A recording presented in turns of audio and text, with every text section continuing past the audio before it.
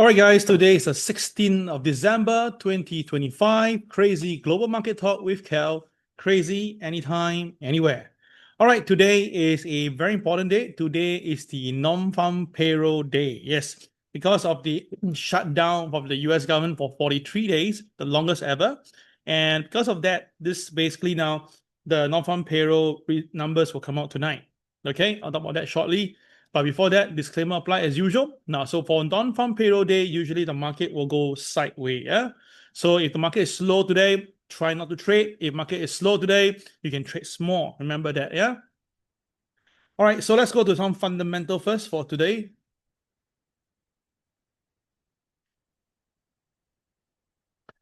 So first of all, today you can see there's a non-farm payroll, all right, for November data, which last month. Interestingly, there's no forecast. Remember, no forecast. Why? There's no data to rely on. So based on the previous, it was 119,000. All right. So that is the number they can get nearest to that. Now, retail sale is expected to be flat. All right, 0.2%, same. Core retail sales also same. And of course, unemployment data is also 4.4. So basically, everybody just lying low because no one will have a data for that. Yeah. Okay. Then, of course, whether do we have this S&P Global Manufacturing PMI? It's a preliminary release because of the data also, right? So this timing is Singapore timing, GMT +8. So it's about 8:30 in Vietnam and Cambodia. Okay, so you can see that this is non-farm payroll. Very clearly, the non-farm payroll have been sliding since 2022 after the COVID release. And of course, at the moment now, we are actually at a very low end.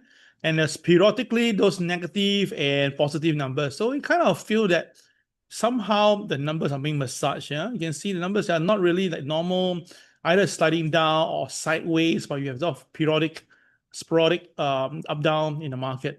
Very interesting. All right, so for the US government, we know that the shutdown is finally over, okay, after 43 days. And more than 1.4 million people were affected, all right, by this. And they went without pay for weeks and suspended food to many low-income Americans and thousands of flights for airline passengers because no one working, right? So they cannot work. They cannot work means they can travel in a way.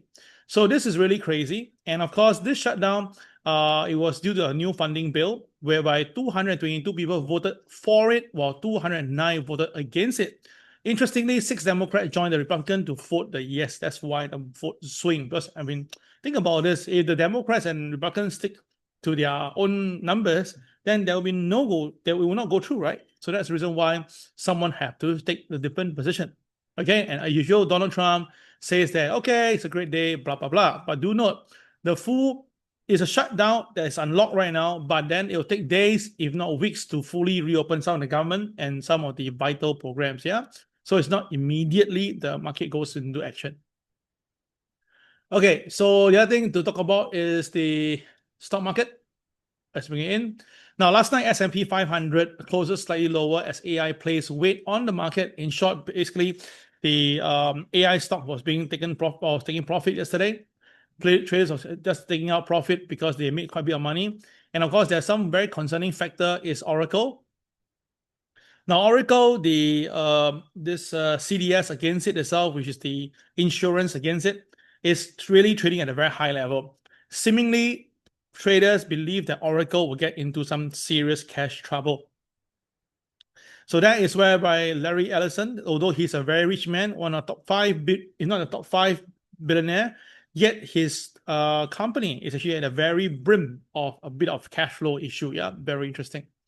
And of course, you can also see that the market now all waiting for the next move on AI. Everybody bets that the AI market will continue to move. And of course, we do note that we have the non-farm payroll coming up. And of course, this guy for CNBC, they say that they look about 50,000, which is really a number off the air. I think there's no way to actually get this number. Yeah. Okay, now Tesla basically continue to trade higher because Elon Musk confirms that the driverless robot taxi is on the way. All right. So apparently this is the long-awaited one whereby they go in to a car and you get to sit in a car without a driver. Now, of course, if this happened, they'll put a lot of drivers out of job, right? Including Grab and Google and Grab and Uber. So good or bad? Well, for you to decide. For a company like Tesla, yeah, it's good. Because without that, I mean, that is good, right? But of course, I can tell you very normal. You know, even human being has accident. All right, you get into accident once in a while. So without a driver, I mean, I'm going to say this up front, it still will have accident, right? It's just a matter of time. So, but then when that happens, you will see there will be a lot of, people coming in and tell you the bad side of this Tesla, blah, blah, blah. But again, after a while later, you'll rebound because, end of the day, if everybody believes that AI is going to be in our life next 5-10 years, then driverless vehicle is definitely the next thing to happen. Yeah. So I'm looking forward to that. And that's why Tesla shares is doing very well recently. Now, Tesla share it went down to the low of 380, but these few days it walked all the way up, and now we are just a little bit away from the all-time high, and that basically put Elon Musk in a very driving seat of the richest man. It could hit a $500 billion mark in the time to come. Now, one thing to note, the Bank of America, Savita Subramaniam, says that the S&P 500 will rise to 7,100 in 2026. And in fact, this number is one of the lowest. So of course I can't do it because on CNBC pay for it. So I got to get on the on-site. Haha, I got it. So apparently it's not right. He believed that the S&P 500 will go to 7,100, and that is only a 4% from today's value. But because he is not very comfortable with the current situation. But the rest of the S&P 500 experts are all looking at 7,700. Wow. Right, 7,700. And in fact, the other expert from Oppenheimer, they expect the S&P to hit 8,100. Wow. Tom Lee actually also sees 7,700. Okay. In fact, he expects the S&P to close at 7,300 by this month. So where are we right now for S&P 500? Let's take a look. S&P 500 right now, is trading at about 6,800. So are we looking at another 500-point rally, according to Tom Lee, who is now in the driving seat because he has been pretty bullish and of course pretty accurate, right? You put it this way. Okay, so let's talk about the S&P 500 shortly. But now let's look at the Dow Jones chart for the conventional one here. Now you can see from the conventional chart, you can see that it's quite regularly seen in this pattern whereby the market hit high and then it come and touch the moving average, right? Seemingly every time the market find is based at the moving average. So with that as an understanding, I kind of believe that the next pullback will be around here, and that gives me about 600 or 500 series. Where are we right now? We're at 48,400 level. So because of that, I think that we should see a bit of pullback. But once the Dow Jones do pull back to that moving average, right? But that's a 30-day moving average weighted, the market should rebound. Yeah, the market should rebound. So traders do watch out for this. I think that there will be a bit of pullback in the market in the near term. Yeah. So take note of this for the Dow Jones. Then of course, once you reach there, it'll be a good idea to buy. Yes, I believe that there will be a Christmas rally. Yeah, I think so too. So a pullback will be good. And then after that, we have a Christmas rally. Okay. All right. The next thing to watch out is S&P 500. Let's take a look. The one that we talk about from all the experts.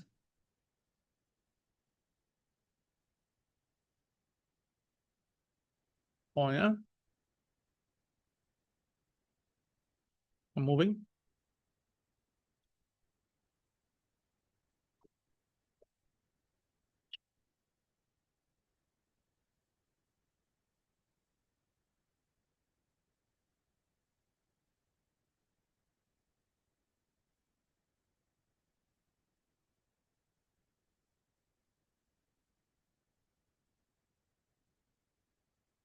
Okay. Now this is the S&P 500 and a bit different. S&P 500 is very, very near to the moving average, and it does have the similar pattern like what you said earlier. Whenever it goes down, it will touch the moving average and then it may bounce up. So would this be a bounce? Well, look at it, right? With the Dow Jones not yet moving to the moving average, while the S&P already near the moving average, I think there'll be a higher chance for the S&P 500 to drop first. So I think that if we are now at this 6,800 series, I think the S&P may need to fall a little bit to 6,700. Yeah, somewhere like this, another bit of movement downwards. Then the market will find a base before we get to see the potential year-end rally. Okay, so this is how I see it for the S&P 500. Pull back first, then find a base at about 6,700. Okay, if it finds a base there, and then after that it will go up. Yeah, so this is my personal take on the S&P 500. So let's take a look and see whether would I be correct by the end of the day for the S&P. Right,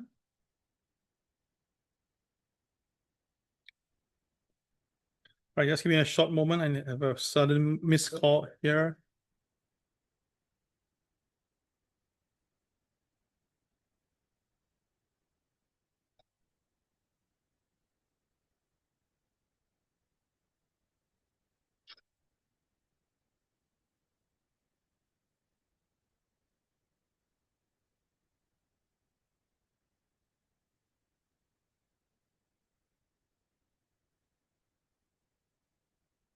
Okay.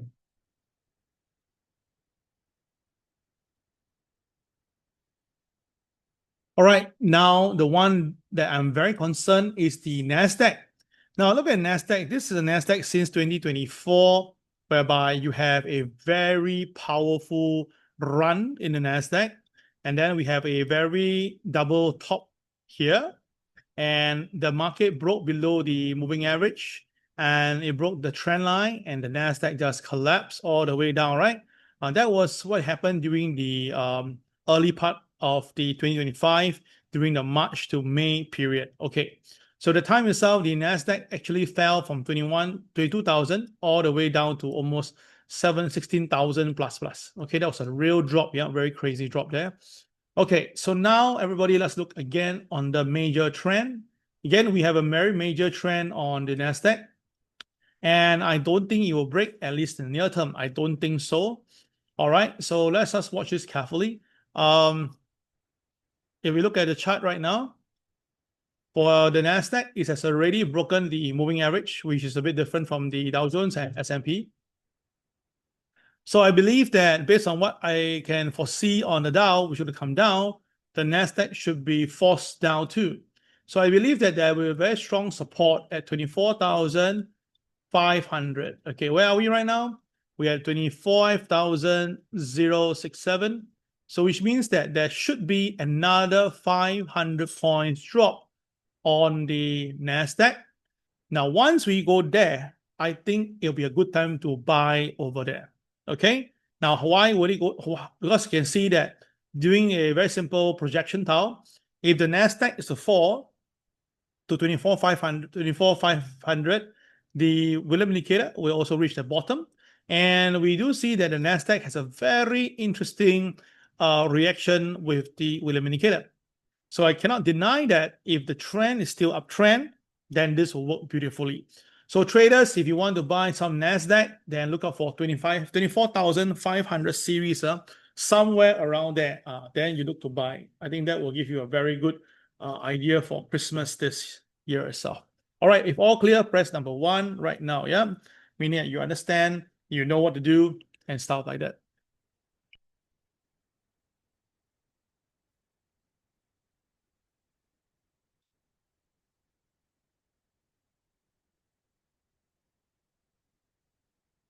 Getting this gold futures, why is futures? Okay, take this away. We go to our own banner. Yeah, Honor. My screen need to change back to my indicator. Taking some time. I realized that whenever I have Zoom, it's gonna take some time for my computer to switch over to my MT4. Yeah, okay, here we go. All right, so today for gold traders today, now what a waste last night. Yeah, again, the gold yesterday climbed all the way to 43.50 and then it fell. Oh gosh, I was waiting for that, take my profit at 43.55 and yet it fell. Like, oh gosh, okay. So there is a very strong resistance at 43.50. That is very clear right now. So when you have a strong resistance like this, okay, I usually take the other side of the game. Now, yesterday, the closing was about 43.04, right? So the closing here is 43.04. Okay. The day closing of the previous day was about, just to make sure I get the number correct, 42.99. Okay. So here the closing was 42.99. So they're all pretty same number. So let's say take the between or the both of them between. So we take about 43.02. Okay, somewhere there. So now everybody take a look here. The difference between 43.02 and 43.50, which is a fair middle number, is about $48. All right, $40. So I am going to do a very bold statement here. Is that if gold break 43.50 and stay above 43.50, we're going to see gold going all the way, because it's going to be all-time high, right? 43. Can I change my color? If gold is going to go up,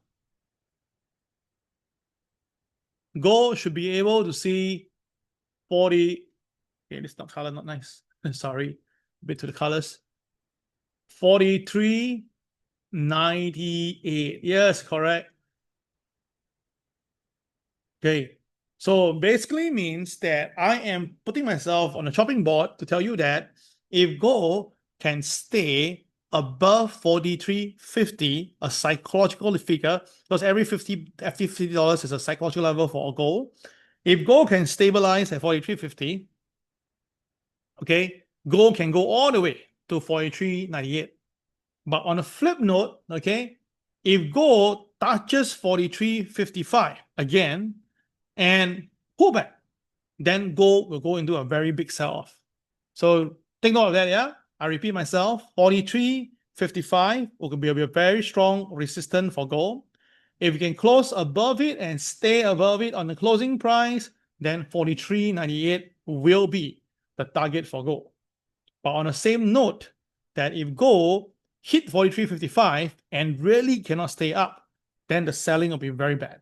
So traders, please take note what I just said about what I mentioned about gold, 43.55, and where gold can potentially go. All these, take note, take a picture of this if you need to, and remember to do that.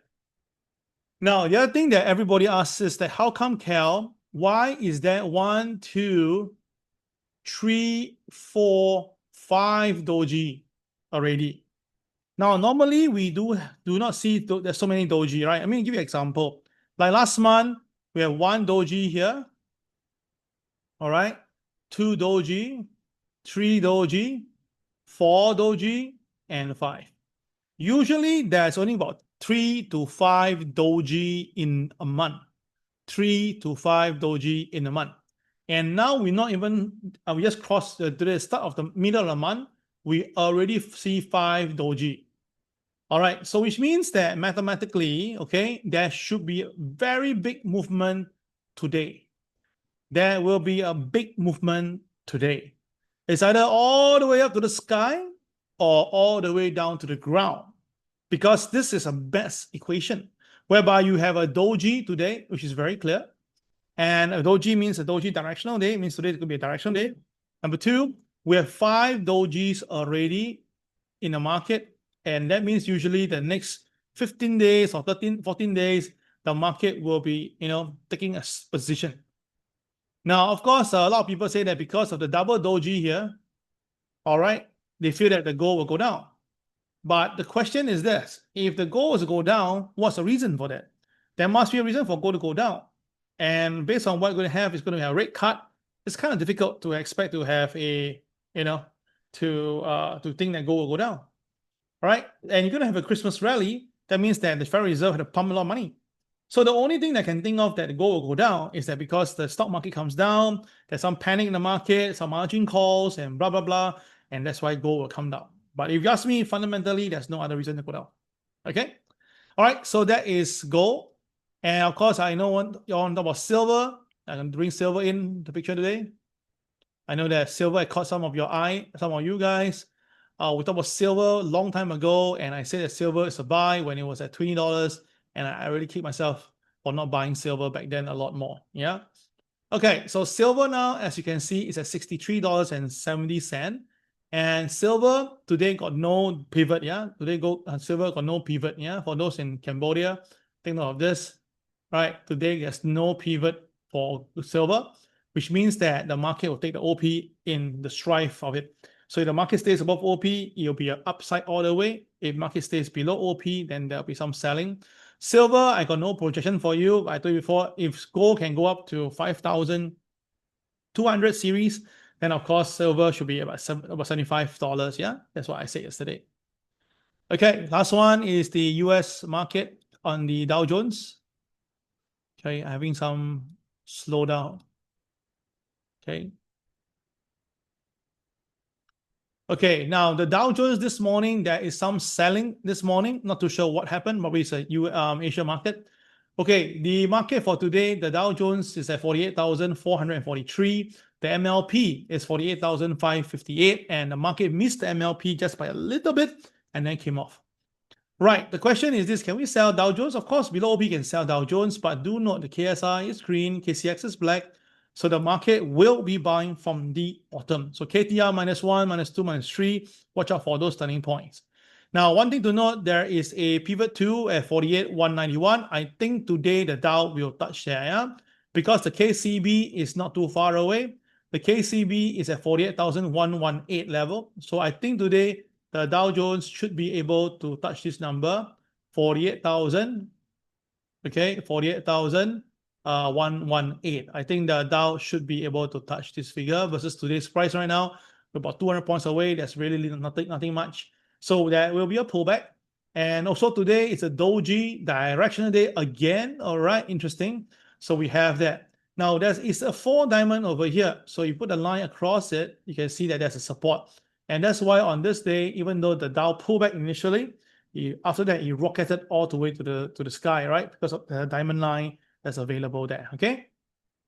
So traders, all these numbers, all these targets are given to you this morning through our market talk. I hope that you guys will make some money of this. Yeah. Okay. There's a request to do Bitcoin. Sure, no problem. Bitcoin. Now, Bitcoin, I already say I'm very bearish when it was at 91,000. I said that many times. And when it was at 88,000, I repeated yesterday during my session, I said Bitcoin, very high chance will see 86,000. Now, it's not a number that I plucked from the air, but if you look at the chart, it will tell you the whole thing. So let me bring the chart right now and let you see the Bitcoin. Okay, just hang on a little bit. Again, my screen is hanging. Okay, here we go. Now, let me explain to you why I was so bearish. First of all, I told you guys why I see the value of KSI. Because look at it. The market for Bitcoin was at 86,000 and it went up to 94,000, about 93,000. So when it went up, right? Okay, here is 86, yeah. When it was 86,000, it went up for 4 days. Look at my KSI. Oh my God, look at it. My KSI is all the way red. The big boys were selling. And you don't have such indicator in the world. No indicator in the world will tell you the big boys is selling while the price is going up. You don't have that. You may have some indicator telling you that they look at the volume on the big boys selling, blah, blah, blah, but definitely not for this, for Bitcoin or all the instrument that I have. So when I saw this, I tell myself, just wait my turn, yeah? And when the market goes below OP, that's it. We just have to sell. No need to think.